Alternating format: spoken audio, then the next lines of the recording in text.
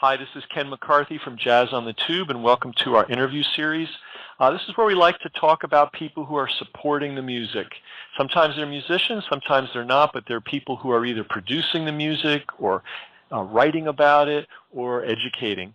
And today we have someone who's working on a project that's very near and dear to my heart, which is jazz education for young people. This is probably, to me, the most interesting thing on the planet, this area of work, because I know for a fact that kids, when they're exposed to it, love jazz. You don't have to do a whole lot to get them to appreciate it. You just have to give them the exposure. So I really feel that people that are making that effort to expose young people to jazz and introduce them to it are doing the Lord's work. And so we have someone today that's in this field, and I'm very excited to be talking with him, Rich Pulin. Hey, Rich. Hey, Ken. How's it going, man? It's good. It's good. And you're doing a great program out in the Las Vegas area in Clark County that you started in 1993, working with young kids, and I want to hear all the details. But first, I always like to hear people's background. How did you come to jazz, and how did it take hold of you, and that kind of thing? Well, the Lord, speaking of which, sent me to the right family for openers.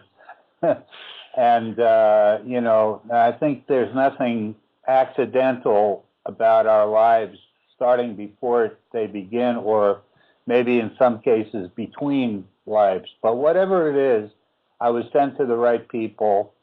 And my mom and dad were both very keen music appreciators.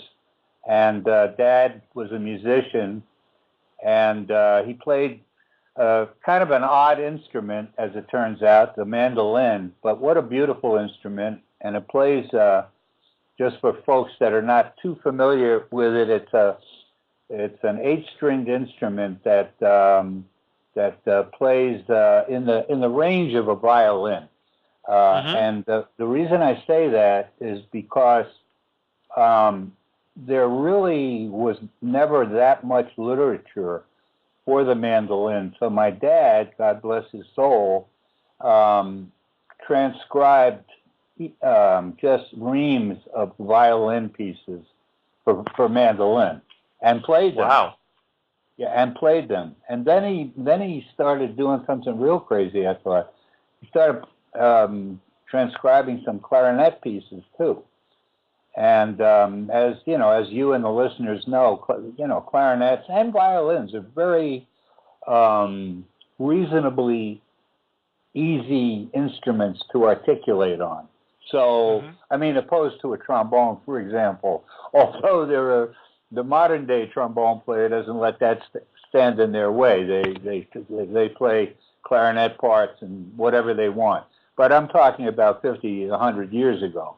So anyway, that was my dad, and I came into a musician family, and he started playing recordings for me. For example, he played Tchaikovsky's 1812 Overture, and I immediately developed a love not only for that piece, which is a wonderful piece, but for music to begin with. I didn't know, when you're that young of a kid, I'm talking about 3, 4 years of age, you don't know anything about the word genre, by the way, a French word, not English or American or anything, was not around in our vocabulary until probably, think about that for a second, until like maybe 25 or 30 years ago. So you listened, if you were a 3-year-old, because it's your dad playing it for you, and you listen, and if it's good, like Tchaikovsky is, then you love it, especially if you genetically also, blessedly, in the case of my family, have, good musical ears. So I listened to this wonderful stuff, and he kept on increasing the dosage, and and as long as the smile stayed on my face, I guess, he just kept doing it until one day he got to jazz. I'll never forget that. and I lit up like just beaming. And from that moment on, he just kept bringing home tons and tons of jazz records. I mean, as a kid, I had about 500 records. Little kid. Wow. Yeah. What an Of education. everybody. Yeah, of everyone, And the first bands that I really loved, Ken, was the big bands. That made a special impact on me. Because if you and the listeners think back, that was a very unique period. We up till the mid to late 20s didn't have any bands like that. Those bands became introduced by primarily by the Henderson brothers, Fletcher and Horace Henderson, and Don Redman. They were really the originators of the jazz big band sound in about 1926, 27. And from that point on, look out, everybody jumped on the bandwagon. And, when guys like Tommy and Jimmy Dorsey and Benny Goodman and Glenn Miller, who were all very good friends, by the way, I don't know if people know that, and in the beginning, they were, I don't want to say simply, but they were studio musicians, these guys. That's what they did. The big bands, as I said, hadn't started yet. And, thanks to, let me not forget Jimmy Lunsford. That would sort of paint I think I laid down the right picture for people to zone in on. But anyway, and big bands. And Chick Webb. And Chick came a minute later, but yes, that's true. Yep. And and when Fletcher started writing for Benny, forget it. It was all over. And the rest, as I say, is history. But that's sort of my beginning. I got into the big bands, and then I started playing instruments. Great. What did you start on? Well, my first instrument was the baritone horn. It's a little tuba looking instrument, kind of a mini tuba, and it was love at first sight. This was probably going to be my last chance because I had already failed at piano and violin.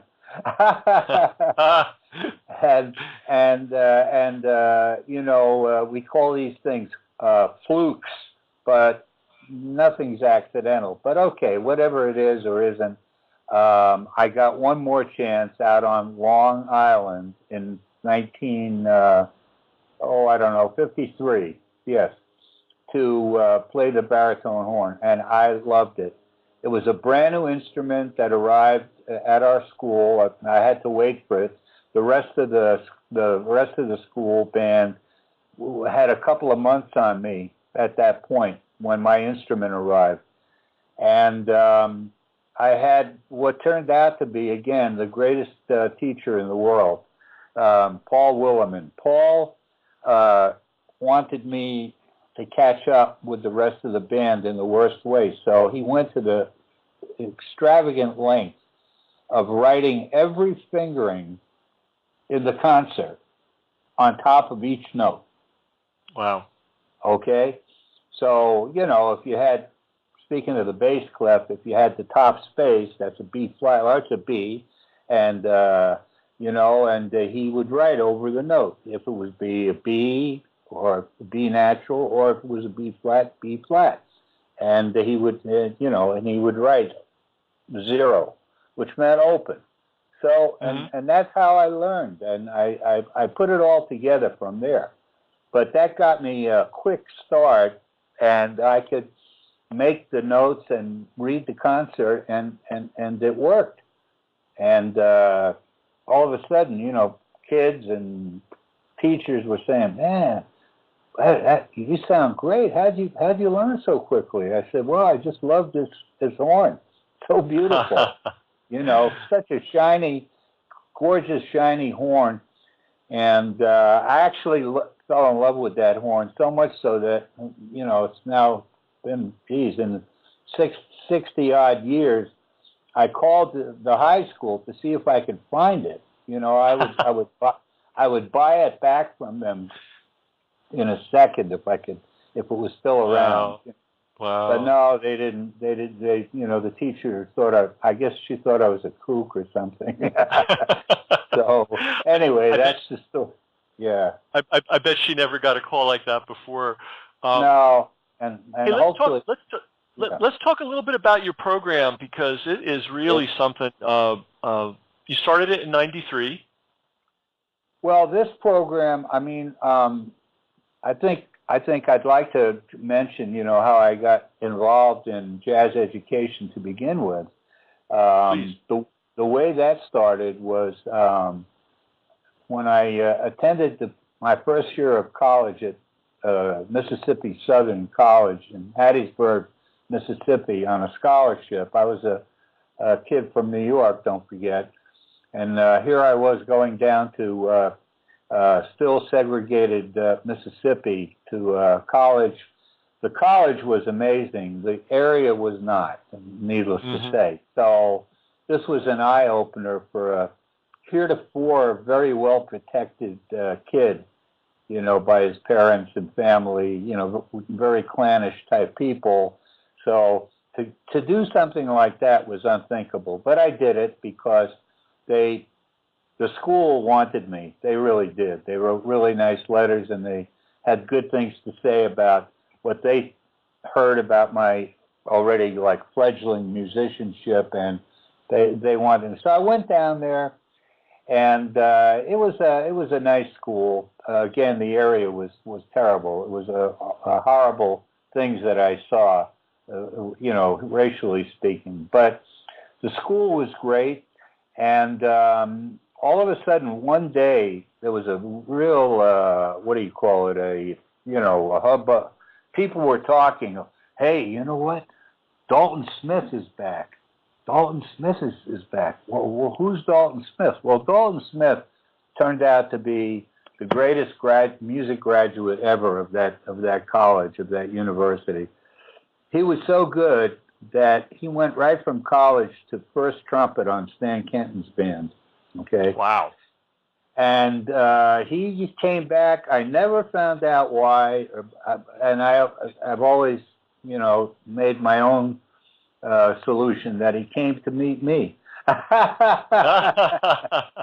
And as it turned out, when he was leaving, we'd already played together now that week, just by happenstance, a couple of times. And he came over to me and he said, you know, I really like the way you play. Where'd you say you were from again? I said, well, I'm from New York, the New York City area.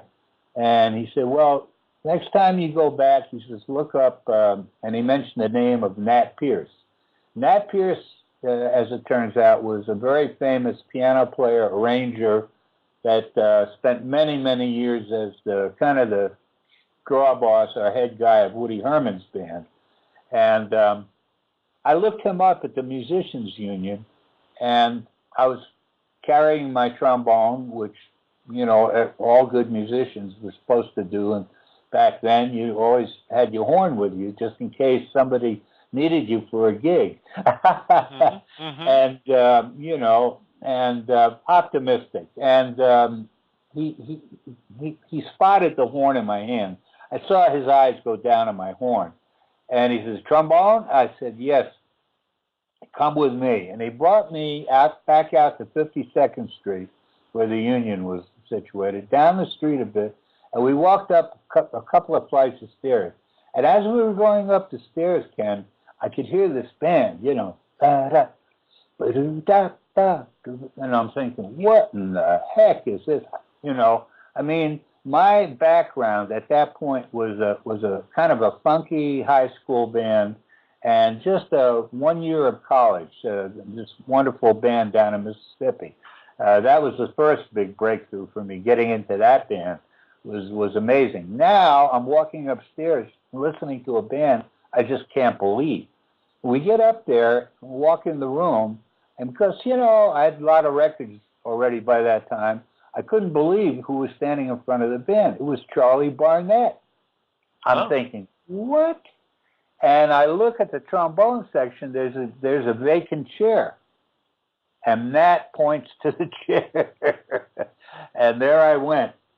And as it turned out, that day after the rehearsal, I met two guys that were going to change my life forever for me. One was a man by the name of John Warman, who was a bass trombonist arranger, who said to me after the rehearsal, he said, listen, there's going to be an opening on the Tommy Dorsey Band in a month. Are you interested? I said, are you kidding me? Of course I'm interested. Oh, he says, by the way, it's on bass trombone. Bass trombone? I don't play bass trombone. Well, you have a month to learn, he said. Yeah. So I called Paul Williman. I said, my teacher from high school, I said, Paul, can you loan me a bass trombone? He said, sure, come to the school and pick it up. I did, and I got a book recommended by some top guys in New York to study. And that was it for a month, 10, 12 hours a day. My mom brought me my meals in my room. I only left the room to go to the bathroom. I did not go outside for almost 6 weeks. And, oh, my God. Well, you would think, right, Ken, that, that would have done it. But I showed up for the audition in May of 1960. I was 18. And I felt I played miserably. That was my because the first thing that Warren Covington, the leader of the Tommy Dorsey Band in 1960, threw at me was a Don Sebesky chart on Mr. Lucky, which had a bass trombone solo right in the intro. I mean, it couldn't have been, I thought, more inopportune. I mean, a good bass trombone player would have thought, oh yeah, this is, but, so I got through it, and I felt, I'm sure I didn't get the job. Well, guess what? He hired me. And that was the beginning. That was the very beginning of jazz education for me, and that's what it was at the time, because Berkeley and North Texas, the two formidable jazz education schools, had not yet materialized. They were still a couple of years away from doing that. Were they around? Yes, they were regional or local schools at that time. So the only way for youngsters to get into the education of jazz was you had to get a job on some kind of band at some point. That was it. That's all there was. Okay, so yeah, but nobody said the Tommy Dorsey Band. That was a fluke. I mean, I say a fluke. I was supposed to do that, but in regular vernacular, for most people, we would consider it a fluke. So anyway, and how it worked was, so there I was, 18. It's a sink or swim situation. Fortunately, I was able to splash a little and paddle, and I made it, and they liked me. The guys liked, all these older guys. I mean, I was 18. The next youngest guy was probably 10 years my senior, in their 20s. And then mostly were in their 30s and 40s, Warren Covington turned 39 on that tour. And, so I showed up, and then just when I was ready to slink away into the night, never to be seen or heard from again, one of the guys on the band said, hey kid, or hey man, Warren wants to speak to you. He's on the bus. The bus was right on the macadam. We played an outdoor thing in New York, in Queens. And I walk up on the bus. He says, you sounded pretty good, kid. You're hired. We're leaving at midnight tonight from the Plymouth Hotel in New York. Be there. That was it. And so the first thought that came into my mind immediately, I still remember it, was get the heck out of here now, before he changes his mind. Really. That's what I thought. So I said, "Thank you, sir. I'll see you then. Bye." That's great. I just want to highlight something in this story. I know people heard it, but I just want to make sure it's clear, especially for younger people. Yes. You know, there was a time when there was no place to go to learn jazz. You had to learn it by hook or crook on your own, get yourself to a level that you could function in an orchestra or a band, and that's where the education began. This is how it was.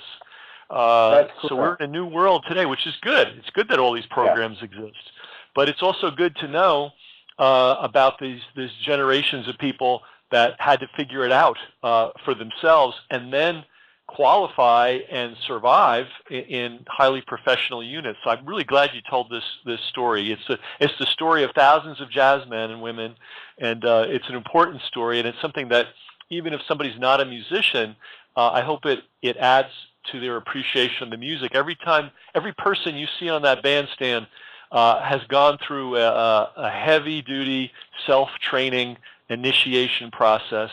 Nobody gets to talk their way into a jazz gig. You gotta be that person, and so not only is the music beautiful, but I think you'll find so many musicians are just such impressive people with interesting stories. So then you're launched. You're in the scene. You're on the scene.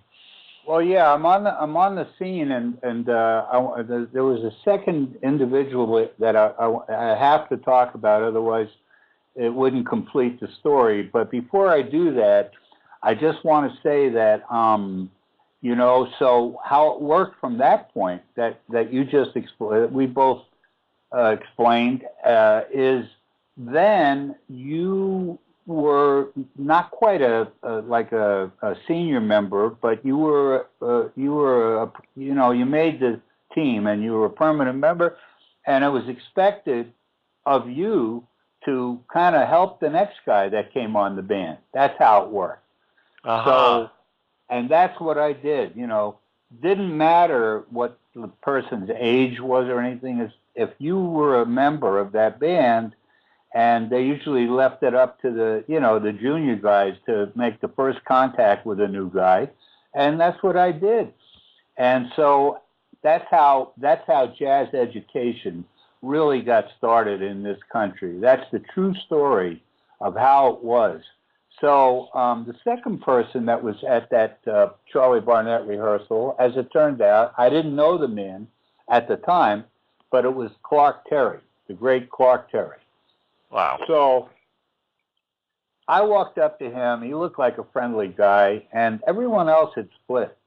I mean, 17, 18 guys kind of ran out of there, including Barnett and everybody, except this guy, John Worman, and what turned out to be Clark Terry. And since I didn't know who he was, I said, "Hey, man, how'd you do? Did you get the gig?" And he cracked. I'm telling you, Ken, the first 2 seconds that I met this guy, I cracked him up like permanently. He doubled up in laughter. He thought that was the funniest thing that any. Years later, when I mentioned it to him, reminded him, he still remembered it and laughed again, But he was like very, very, very nice to me, and he said, "Man, I can tell we're going to become friends," and blah blah blah. Anyway, that friendship continued 7 years later.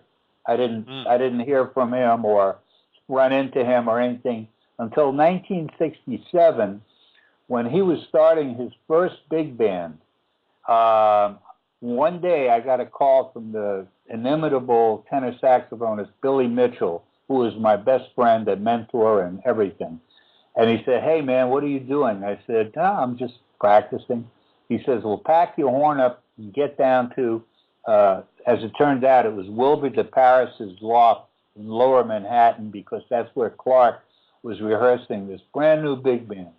And I got down there, and I couldn't believe what I saw. You guys like Phil Wood, Zoot Sims, Al Cohn, Grady Tate, Ron Carter, there was Nat at the piano, and so forth and so on. So and we played the initial premiere gig at the Half Note, the infamous Half Note Jazz Club in New York City in June of 1967.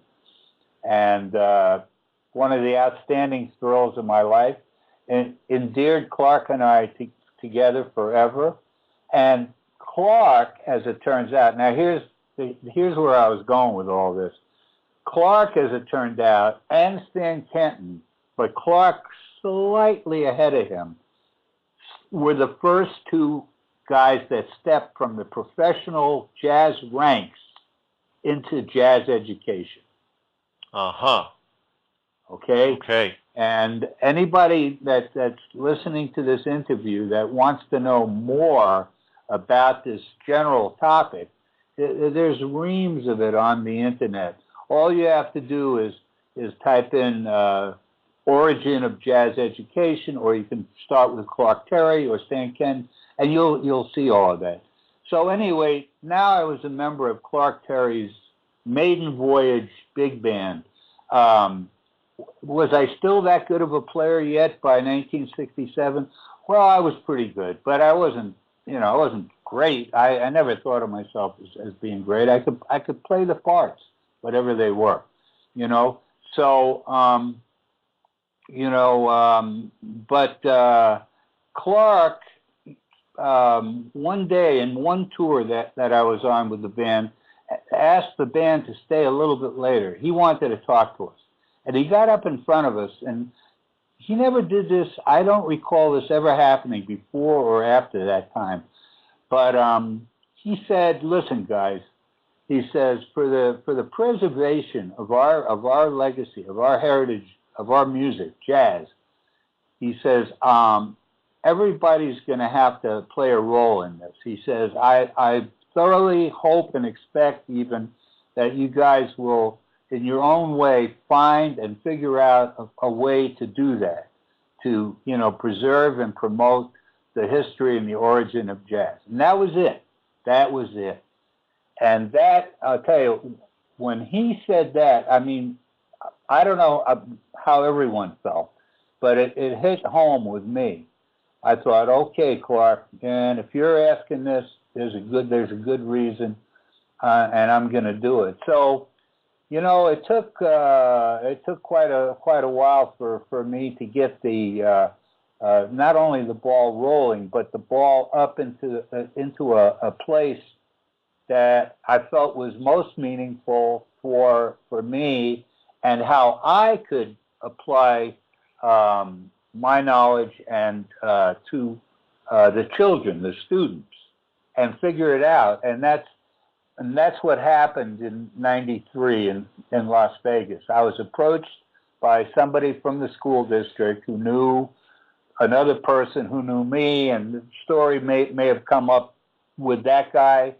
Anyway, he said, I met with a fellow from the district, the music supervisor for the district at that time, and he said, how long would it take you to get a band together and travel around to the schools? Clark County, Nevada is the 5th largest school district in the world. Well, I didn't know that, but yes. Yeah, there's over 375 schools here in Vegas.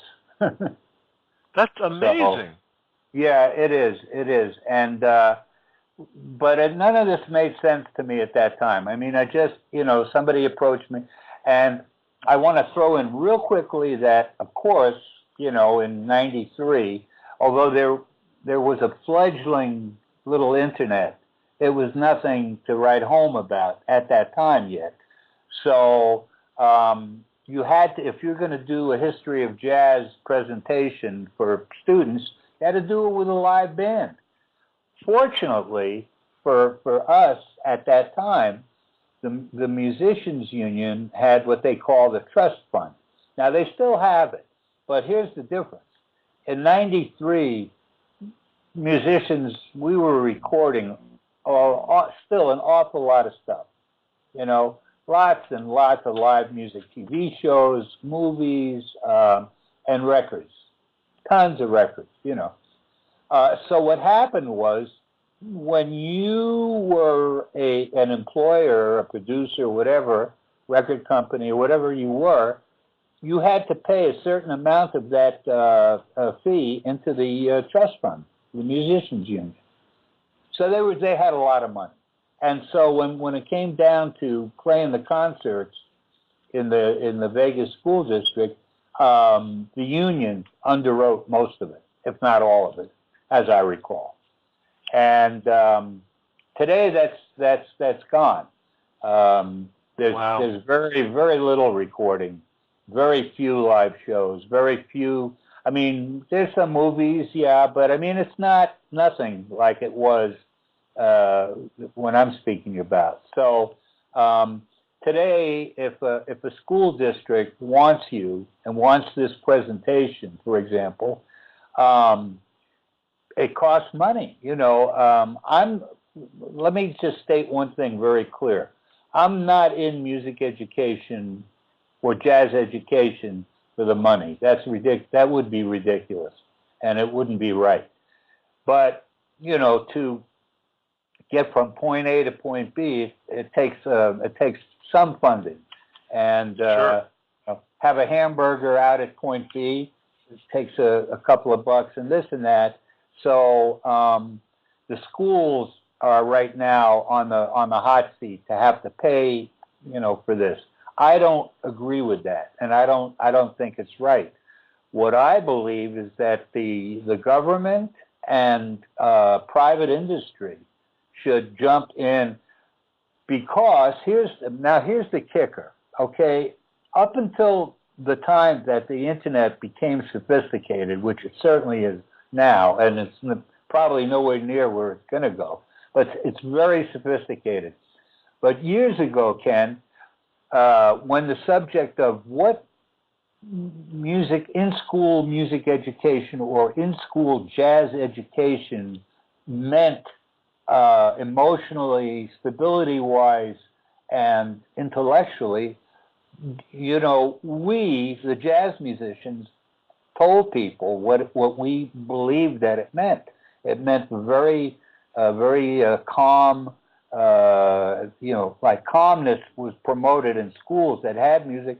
And then forget about it if the principal was like even a little hipper and played it very softly in the hallways between classes and stuff.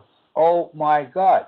But that wasn't happening. It was not happening very regularly. So this all took a lot of time. Now, because people did not believe the quote unquote the theory that this would do these things, and that Parissa thought if you could scan inside a person's brain that was listening to Charlie Parker or Stan Kenton or Clark Terry and see what happened when they did that, people wouldn't believe it. But that was many years before that happened. Now, we don't have to get into, there's no pissing contests anymore. They're over, thank God. And now you just say, look, you want to see it all? You want to read several doctorate theses on the importance of music, in-school music or in-school jazz education? Read this. You want to see a brain scan of what happens when somebody listens to music? Read that. And then you'll understand why this old adage of a person only using 5% of their brain is untrue. It may be true. Yeah, it may be true if people never hear music. That would be a tragedy. So that's what we're trying to do, realizing good and well how important physically, emotionally, chemically, and every which way that music affects people, and especially young people. We came up with this program, and then finally, we didn't have to go out with a band anymore, although I still love to do that, and we do it a couple of times a year. The district sends us to certain special locations for concerts and different things, but the brunt of our work is done by video presentation, Ken. Okay. Yeah, and That makes and that's. I mean, yeah. it's a great tool, isn't it? Well, it's such a great tool that all you need. See, when I used to come with 10 guys, a bunch of cases and amps and wires and equipment. It was a real job to set up, and if we had to do 2 schools in one day, as we did once in a while, forget it. That was Right. rough. Now I show up with a DVD, and on the DVD is about 7 or 8 Louis Armstrong videos. That's it. That's the Huh. extent. That is the extent of my initial contact with the kids at the schools. Because when I open up my presentation, my show with Hello Dolly, and witness what you see at that moment, that the kids first see and hear Louis Armstrong, is priceless. I've got to jump in here. I got to tell you something. I was born in '59, so that song was popular that came out in the early '60s, right? Right, like '63, '64. Sounds right. Something like that. That was the first song that I learned to sing, and I sang it in his voice because I just thought, as a 4-year-old or however old I was, I thought that was the most marvelous thing I had ever heard. So it's interesting that you mentioned that you lead it off with that tune. It is amazing, amazing. Well, I'll tell you something. When I play, I feature lots of Q&A in my presentation. So after the kids hear Hello Dolly, right? There's questions, and first, a lot of kids want to know why the picture is black and white. Okay. I mean, this is precious stuff. I just want to let the listeners out there know that I am aware of how blessed this is, and how blessed that I am to be in this line of work, the educating of little children as to our legacy and heritage in music. And I got to tell you this, man. I do a ton of research. I love research. Okay, so it's not like a job for me. It's fascinating, and I found out that there were a lot of ironies. I won't get into all of them right now, but the fact that Louis Armstrong, a poor kid from New Orleans, was, the first really important person. I tell the kids, look, he wasn't the first jazz musician, but he was the first important jazz musician in our history. And he was able to continue and do his quote-unquote function as he was put in life to do, from bringing the music that the slaves started into, that arrived in his town. Then all of a sudden, the only thing he knew was he had this insatiable desire and urge to play the trumpet. And he was a poor kid, and he was actually in a home because speaking of discipline, he was very undisciplined. He was a bad boy, in other words. So he asked, can I play trumpet? Can I play trumpet? He asked for years. Finally, somebody gave him a trumpet at the age of around 12 or 13. And then look out, because it was like a duck to water after that. He just went crazy on that instrument. And it didn't take him long to come to the attention of no less than King Oliver. I'm not going to compare his story with mine, but I was, going from that baritone horn to the trombone, only took going to the movies one time for me to see the Glenn Miller story, and that beloved baritone that I thought we would never part. I ditched it immediately for a trombone, and was able to start playing trombone at about 13, and get on the Tommy Dorsey band at 18 on an instrument I'd never played before, bass trombone.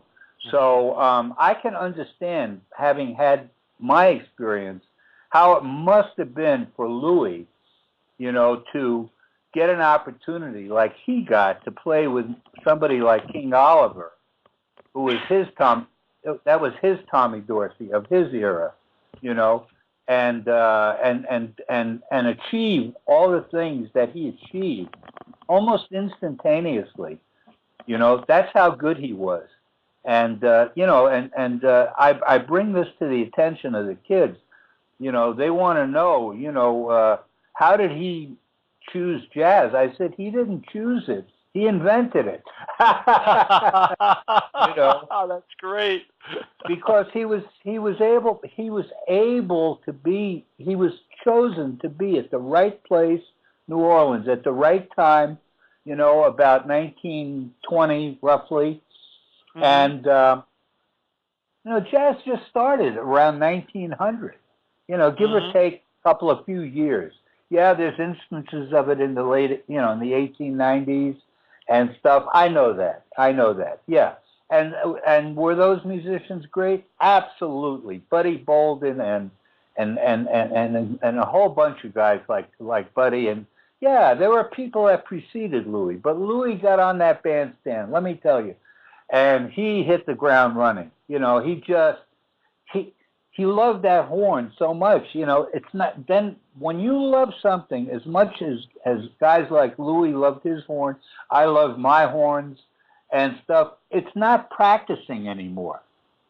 You understand? Right.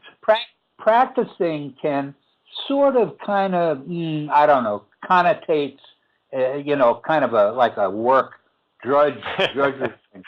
And I tell the kids, I say, listen, before they come in, I always insist on getting a whiteboard up in front with me by the screen and my chair, video and all that, and I write on the whiteboard, music is easy, in big capital letters.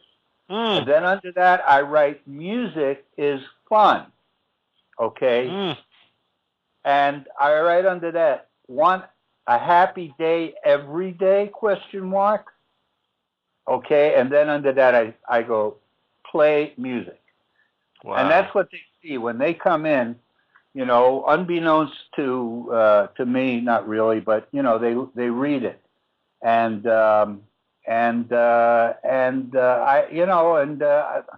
we talk about it. And I asked them, who thinks Louis Armstrong looks like he's having fun? Everybody shoots their hand up, right? I said, and I'll tell you why he's having fun, because now I tell them, there's no excuse for anybody in this room, because now music is fun and music is easy, and if you want to have a happy day every day, play music. And so now you know that, so it's up to you from this point, right? Wow. And so that's how we leave them. With that kind of message, and they see. Oh, and I one of the videos, a couple of videos, in addition to Hello Dog, I play Umbrella Man by Dizzy Gillespie with Louis and Dizzy both playing on the video. We show that one on Jazz on the Tube. Yeah, that's a great one. And, it's a unique song. It gives them an opportunity to see two trumpet players. They're looking at Louis, and they're looking at Dizzy with his bent bell horn. So more questions come up. Why is one kid called him Mr. Gillespie the other day. I loved it. He says, why is Mr. Gillespie's horn bent? And I said, because he thought it sounded better, and I did too. I said, I thought it sounded so good, in fact, that when I became, a little well-known in the business, I asked the Conn Band Instrument Company to make one for me on my trombone. Really? And they did. Okay. And they did. And that's what I played. Now, my reason was a little different than Dizzy's, because trombone players, as you know, play their horn down in a downward direction because of the weight, and the music stands are low, so the bell of the horn, consequently goes down into the floor or the stand or somewhere, the back of the musician in front of them. So you're not really getting that sound out there. So now with my horn, you do. The sound is protected. You look down, but the sound goes up. Great. Nice. So, yeah, thanks to Dizzy, So I said, I tell the kids, see, I learned from looking at Dizzy Gillespie's horn that was the kind of horn that I needed to play. And I had one made, so I could. That's called resourcefulness. Anyway, these kids are beside themselves, and I'm told after I leave, that a lot of kids, after the 5th grade, they go into middle school, and then they're able to play an instrument at that point, which many of them are playing in elementary school. Not formally, but they take lessons at home or something. What age do you start with them at when you start doing? How old are they when you start doing these programs? 5. 5 years old. Yeah, but that's as great. young as it's great. It is, but thank you. But as young as it is, I'd like to even get started earlier. Sure. I have a friend in Maryland, and he works at a famous college, and blanking on the name right now, but it doesn't matter. This guy is considered in the industry one of the great music and jazz educators, Eric Rasmussen, and he believes, like 1, 2 is fine, even in the less than 1. And I can take that one a bit further, because when my wife was pregnant with our kids, I played frequently, when she was around. And my daughter Brooke, who's the middle child, my oldest daughter, but she's the middle child, claims she remembers that. Yeah, she says, "Oh yeah." She says, I know, I knew the first time she heard it in like this, like being in the world, right? After she was born, in other words, she said, "Oh, I know that sound," So I believe it. I mean, if I didn't believe it at the time, okay, it wouldn't have been the worst thing in the world to play your horn, around your pregnant wife and think that the embryo could hear you.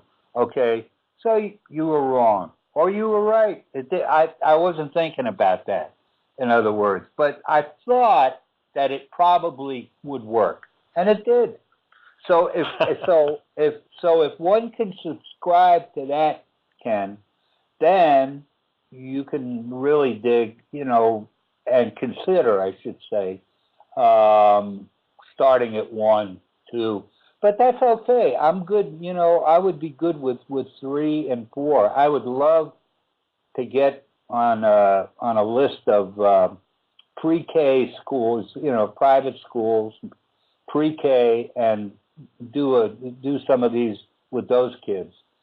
Because I'll tell you what, although I haven't done it yet, and that's something that's really high on my list of things to do, but I haven't done it yet, but I would imagine that these kids will even eat it up more than those kindergartners, because the way I think it works is that, the younger the person is, the still less encumbered their minds are, because encumberment only comes through, with age and experience, right?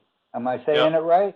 Yeah. Okay. Yeah. I mean, they get socialized according to certain lines, which may or may not make them receptive. It may make them less. Their socialization may make them less receptive instead of more receptive. Because Yeah. you know what I mean. Yeah. I mean, if I could tell you a side story that I think you'd appreciate. Please. I have a nephew, and Please. Yeah. and he used to love. I think it's the Warner Brothers theme. Dun, da, da, da, da, da, da, da, da, da. No, it's 20th Century Fox. Right. Before every movie. Dun, da, da, da, da, da, da, da, da, da, Exactly.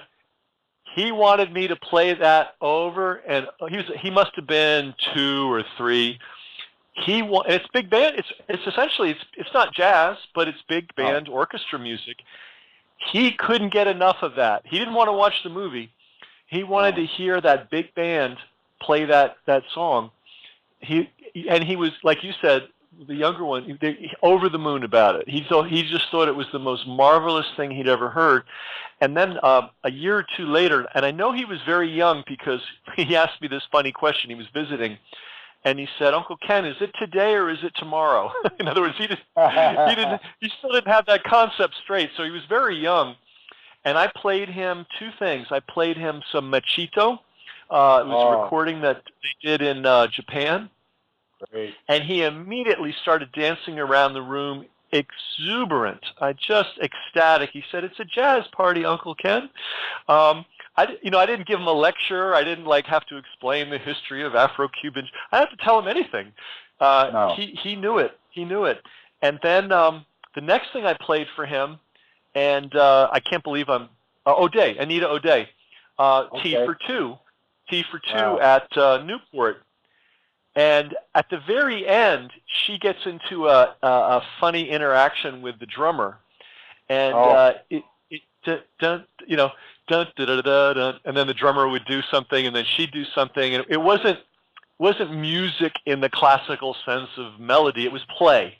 It was play between musicians, and he was riveted like you cannot believe. He thought that was the most fascinating thing he'd ever seen in his life. So I think your point about reaching the children younger and giving them an opportunity to experience this before they become encumbered, before they become socialized, and they've been so-called educated about what's good music, what's not good music.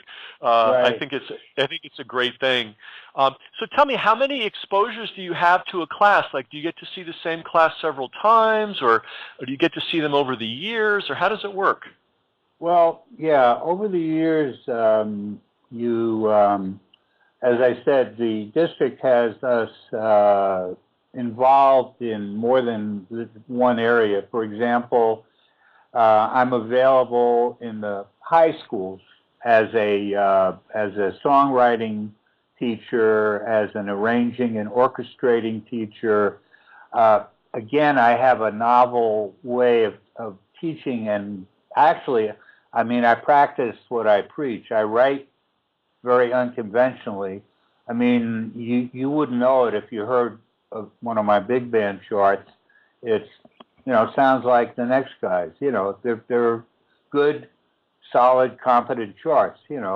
Some are better than others, but I have a unique way of teaching. Because like a lot of times I will write something in its entirety at the same time. In other words, music, lyrics, and arrangement come at one time. Yeah. Wow. That's not usually first of all, most songwriters today anyway don't write lyrics, or they just write lyrics and not music. Sure. But in the old times, the American songbook writers, Cole Porter, Harold Arlen, Gershwin, and Hoagie, and guys like this, they did it all. Johnny Mercer, another one. So I followed those guys. They were my role models, and I got very blessed when I was just a month north of 21. I recorded with the Les and Larry Elgart band at the #1 RCA studio in New York, and forget it, man. And Bobby Scott was on the gig. Do you know who he is? I know his name.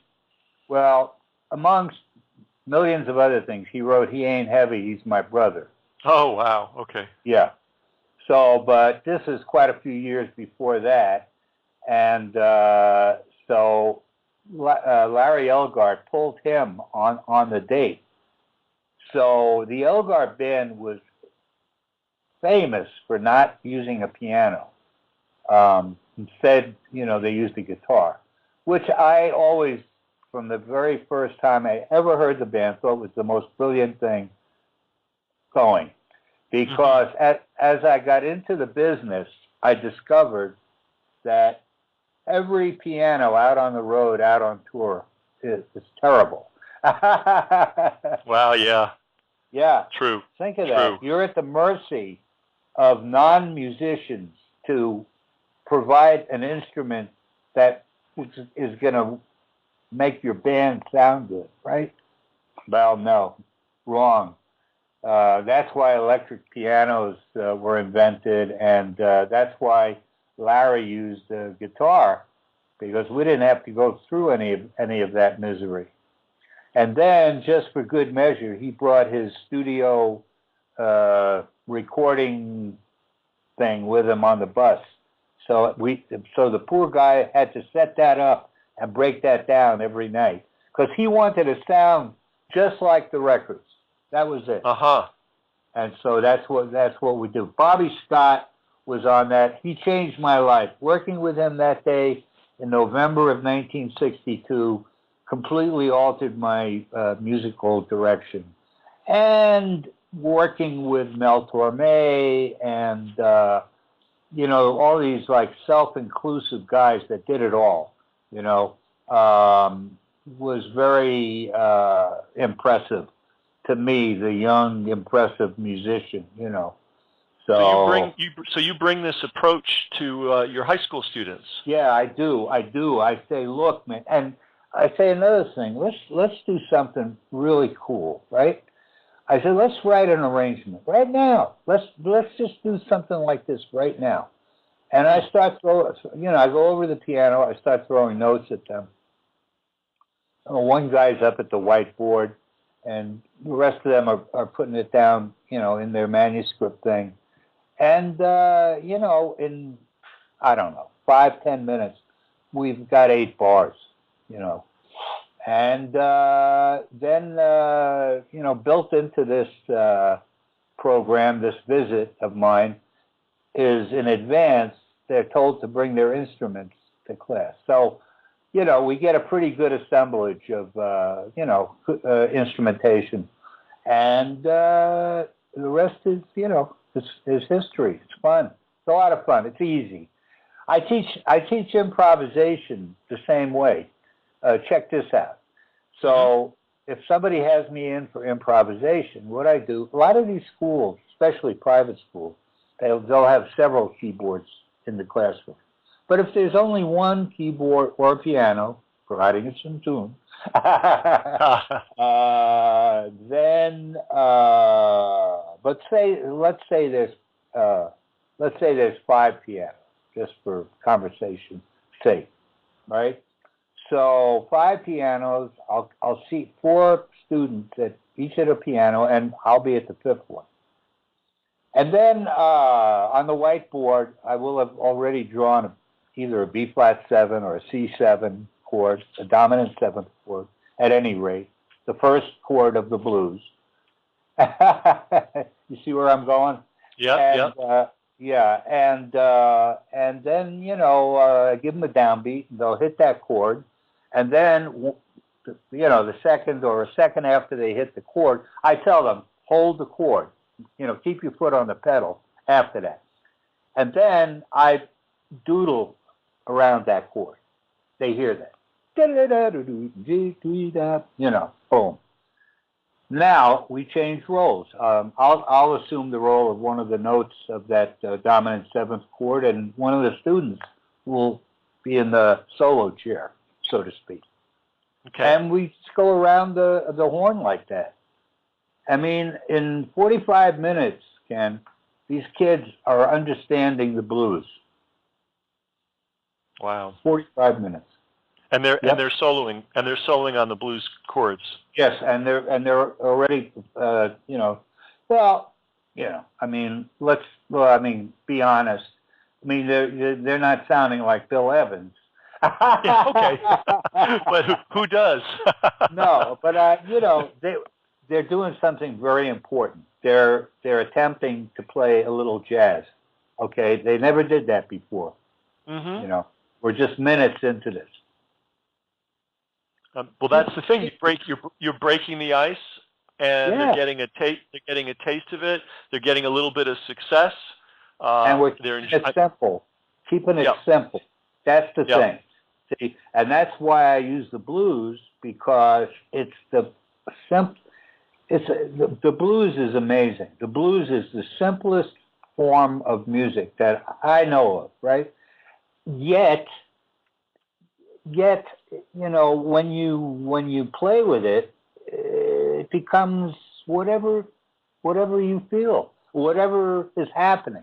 That's what it becomes.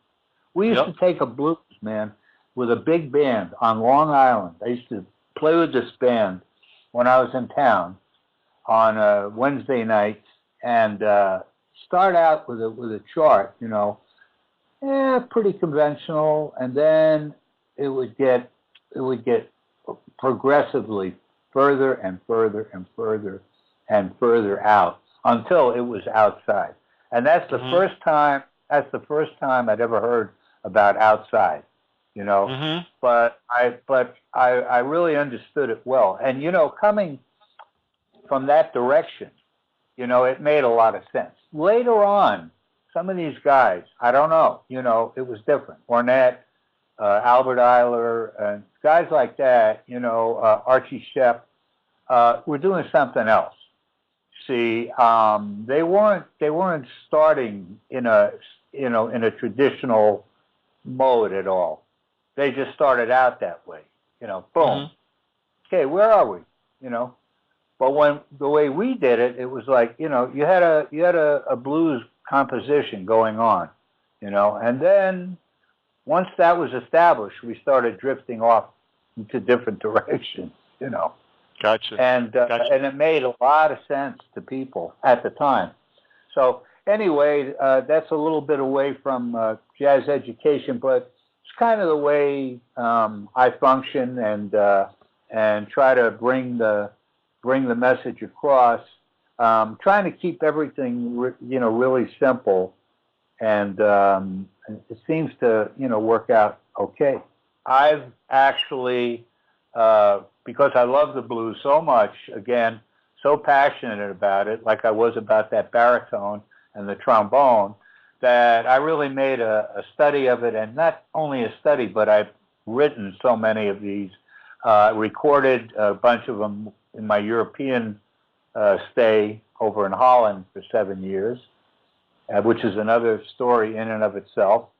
And I actually started jazz education in Holland, if I may. Yeah, and it blossomed after that. The Queen had me do the same presentations that we're doing right now in Las Vegas. Actually started in Holland at the Queen's request. That's the truth and the God's honest. Really? How that happened? Well, how that happened? Queen of the Netherlands. Queen of the Netherlands. Her name was Beatrix at the time. Got personally involved in starting jazz education in her country. Yeah, she didn't even know it. Okay. Oh. How it went down was we had a babysitter for my son. Her husband was driver for the Queen. Somehow he mentioned that his wife was working for American jazz musicians. The next thing I know is I received a request from the palace if I could take my band around Holland at lunchtime, playing for factories, schools, and public places. That's how it started. Wow! And from there, it just I think it caught on a lot more in the schools than it did in the other places. And so I left Holland in '74, and boom, it exploded. You know, I heard all these guys, my friends, were going over there to teach, you know. And, you know, when I told them that I'd actually kicked it off, they loved it. Cool. Hey, Rich, how can people follow your work, support it, learn more about it? Oh, okay. I guess it's pretty easy. First of all, any listeners, you know, that might have dug any part of this interview and want to know more, of course, you can contact Ken. That's one way you can do it. Or is that right, Ken? That's okay. You could, but Oh. I may not have all the information at my fingertips when they contact me. So how can they get straight to you or follow your website? Or yeah, we're at a couple of places. Let me give this out. I'd be happy to give my email out because that's probably the quickest and most effective way of getting to me is by email. And so here's the email. It's Rich, R-I-C-H, .Pulin, P as in Paul, U-L-I-N, just one L, not two, rich.pulin @gmail.com. Great. So that's rich.pulin, P-U-L-I-N, one L, @gmail.com. Now that's, I mean, if you're, let's say you're interested in having some of this early childhood jazz education come to your community in any way, shape, or form, you can reach me like that, and then we'll do some telephone if, you know, if it calls for it. You can also go to www.theearlychildhoodmusiceducation.org.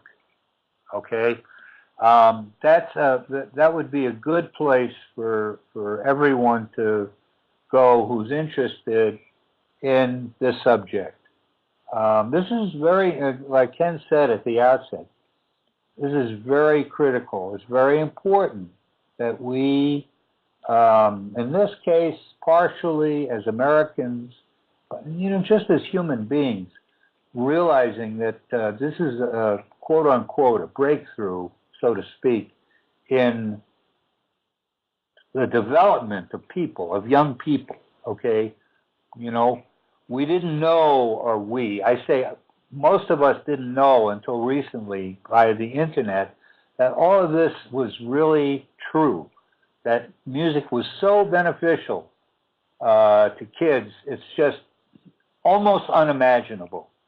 And you know, as Ken and I were speaking, I get to witness this every fall, starting in the fall, by going around to a bunch of different schools, and reminds me, you'd asked me, like, you know, yeah, there's an initial presentation which is on the Louis Armstrong videos and the history of jazz, lots of Q&A, lots of fun. They clap on 2 and 4 by themselves, which is unimaginable, but I see it all the time. Can they keep that 2 and 4 going at about 200 beats per minute? No, of course not. But these are some breakthrough things. Vegas loves it because, you know, they want their kids to have everything here. And so they love it because they're unable to do this with their regular staffing and curriculum. I'd like to explain, if I could, real quickly, why this is. Okay. The challenge, folks, is that in our current structure of music education in college, in other words, training students to become teachers in 4 years or 5, is prohibitive because there is no time, as everyone, and I say everyone meaning all the senior master educators, quote unquote, have deemed to be appropriate for some reason, that these students get 0% of jazz education, or better said, the ability to teach jazz education as I do with my foundation in Las Vegas currently, at all.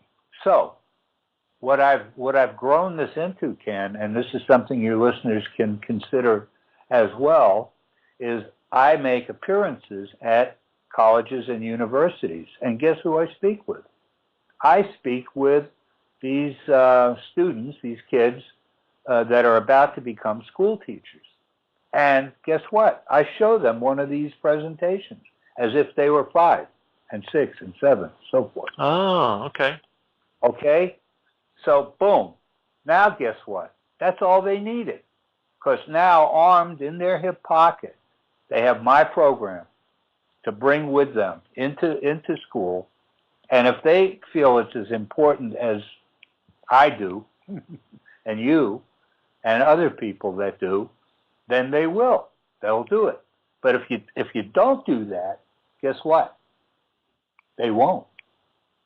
You know, this is so great because, you know, look, if you've got a love for the music, if you've got some knowledge about the music, and you get a little bit of guidance, such as you're giving to people, anybody that loves the music and is willing to do a little research and a little prep, you're qualified to introduce it to children. You don't need a PhD. You don't need to be Wynton Marsalis. I don't mean to take any away from those great big organizations that do, but you don't need to be a famous person. You don't need to be even a musician. Right. You just need to be somebody that has a genuine love for the music, Right. little prep, maybe some guidance from Rich, and you're good to go. And you could change lives. You may be the spark that creates the next great musician that changes the music. We don't know. Absolutely to that. You know, let me just say quickly, guys like Paul Willerman that I mentioned a couple of times in my youth, another fellow, Bill McLaughlin, who taught me what turned out to be writing, and you know, this was like advanced. I got advanced music theory to start. That's how they opened. Was auditing Bach chorales, one after another, on and on and on, and writing symbols on top of every cluster or chord, whatever, of what that was. So, you know, this was expected. It wasn't even discussed. He gave us these books, and he says, "I want these analyzed, and I want them, I want them identified. What are they? You know?" So that when I went to college, that in Mississippi, as I had spoken to you about before, and I reported for freshman life in Mississippi, the music professor, you know, we all had to take what they called a theory placement exam. Okay. And well, I got 100, right? Half the group failed, and that kind of thing. So the guy came up to me, he said, "Listen, Rich, or Mr. Pulin, or whatever he called me," he says, "you'll be excused from freshman theory." That's great. That was you got awesome preparation. That's great. Hey, Rich, could you give your contact info one more time? Well, I want to add. Okay, let me go backwards. I'm going to bring a new one in. So we promote all of this work that we do by broadcasting jazz broadcasts internationally, live to 196 countries. So if this interview of ours is broadcast on the internet, I don't know if it is or not, but if it was, then you same listeners could also when Ken isn't on, listen to my show or our show, Pulin for Jazz. And the address of that is www.pulin, Pulin, the number 4, jazz, Jazz, .org. Okay? Great. Now, and is that streaming 24 hours, or how does that work? Yes, yes. We are streaming automated 24/7. Most of the automation is, I think it's most, is my music, my recording company, my family, it's our stuff. We wrote it and performed it, recorded it, and have it on MP3s, and I have an archive of about 70 original compositions representing every genre and style known to man, including rap, which I do. I do jazz rapping, and I've written several, and that was in defiance of my children. Yeah, believe it or not, one of my daughters, who I madly love, said to me one day, "You know, Dad, you can't rap." And I said, "Wait a second. Hold on one New York second. You said that your dad can't rap?" So I sat down and I wrote a rap tune, and I recorded it. And it's called, the track is called "Listen to Him Play His Horn."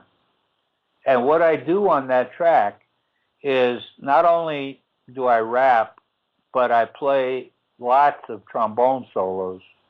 You know, at that point in my career, I was thinking, this could very well be my last recording. So I played everything as if it was my last recording. I just put everything I had possible into these things. So if that's any, explanation of, plus the rapping, the trombone solos, of course I wrote the song, the lyrics, the music, the arrangement, everything. And I had the best musicians in LA come in at the time and play it. Wow. And I did the same thing. In defiance of the Iraq war. Uh-huh. I wrote a tune called "It's Not Our War," and I rapped it. And Brooke, my daughter, sang an incredible solo that's not to be believed. She sings like I play trombone. We had no limits to what we thought we could do. I'm not sure I accomplished that, but I always tried to anyway. And she's marvelous. She's really something. People that go to our website, I guess I should give that next.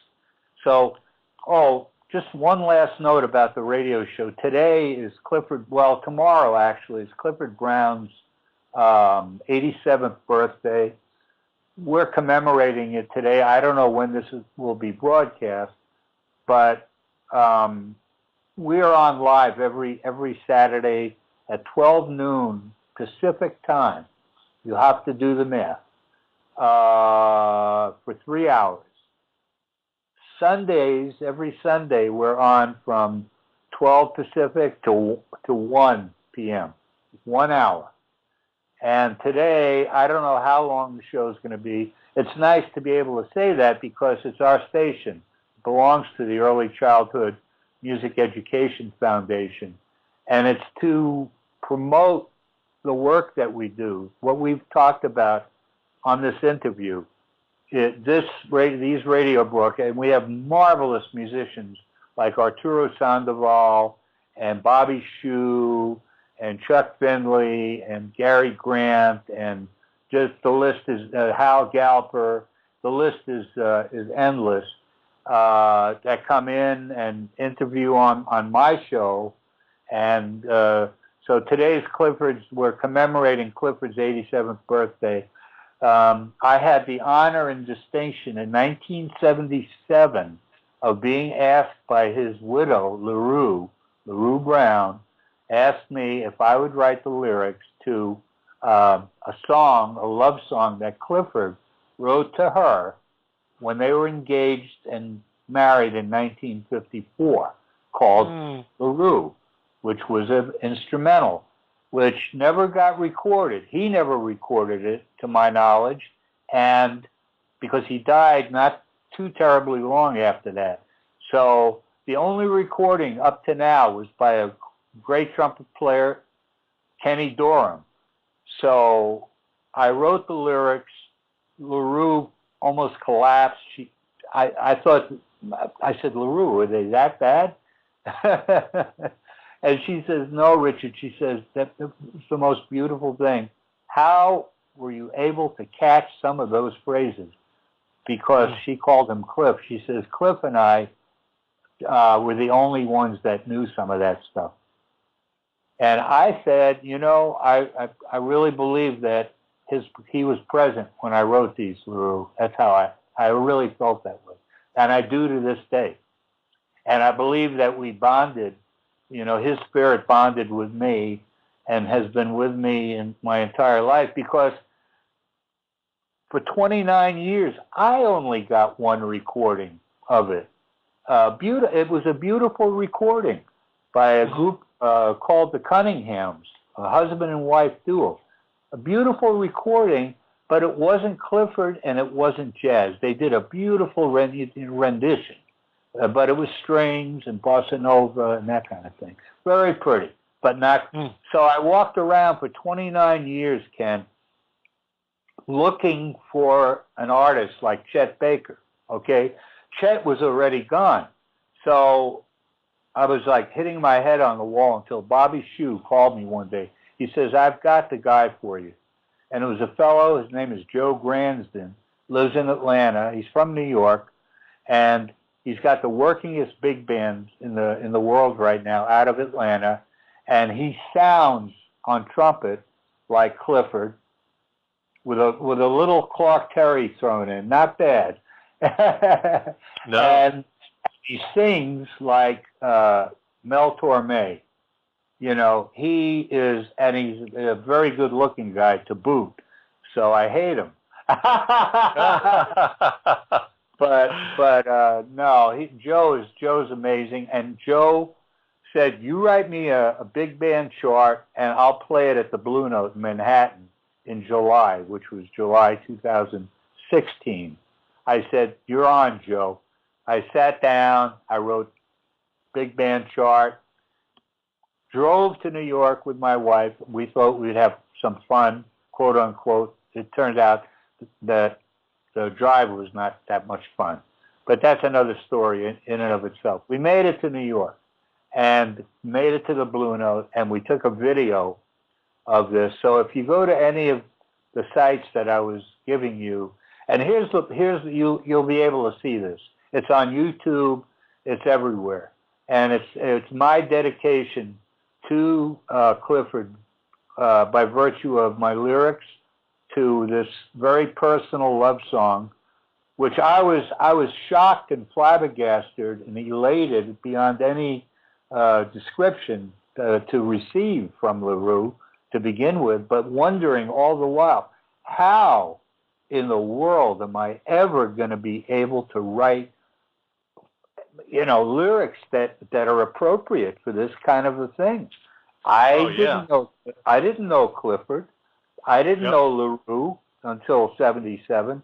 A very lovely woman. Oh, you know, but you know, I didn't know any of this. How am I going to make any sense of it? And you know, somehow, by hook or crook, and like I said, I really feel, you know, his presence started then, and I also feel that he was behind this thing with Bobby Shue and meeting Joe Gransden, and that whole.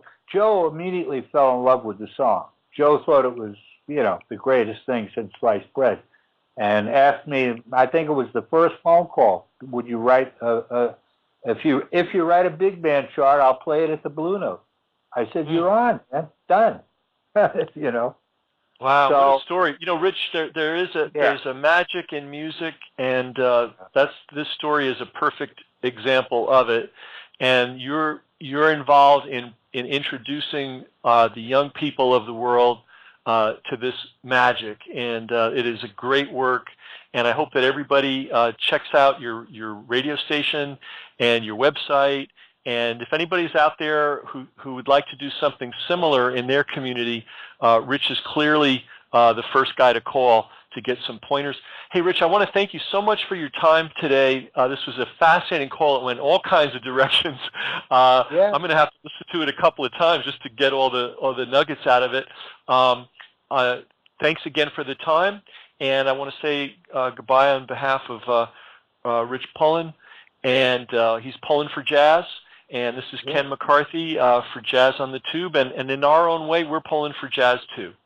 Hey, Ken, can I say one last thing? I would love to have you as a guest on our show in the very near future. Anytime. Just let me know.